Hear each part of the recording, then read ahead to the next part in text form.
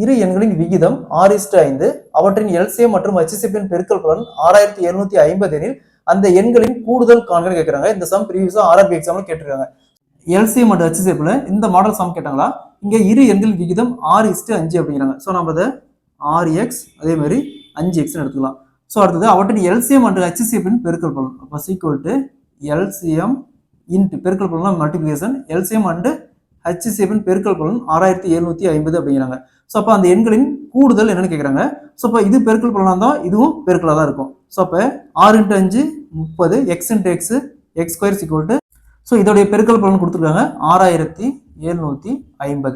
So next X square இந்த வச்சுட்டு 30 மூலம் தான் எக்ஸ் ஸ்கொயர் ஈக்குவல் டு 6750 வகுத்தல் 30 0க்கு 0 அப்படியே கேன்சல் ஆயிரும்.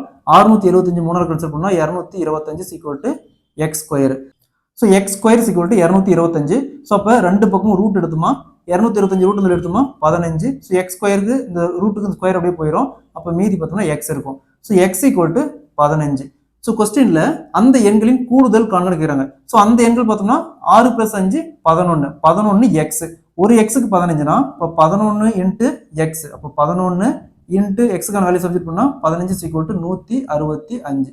ஸோ அந்த இரு எண்களின் கூடுதல் பார்த்தோம்னா 165. Option D is the correct answer. இதே மாதிரி இந்த சம் பாருங்க. இரு எண்களின் விகிதம் 15:11 அவற்றின் HCF 13 எனில் அந்த எண்கள் யாருன்னு கேட்குறாங்க. இதே மாதிரி இந்த சம்ம சால்வ் பண்ணிக்கிற ஆன்சரை கமெண்ட்ல போடுங்க.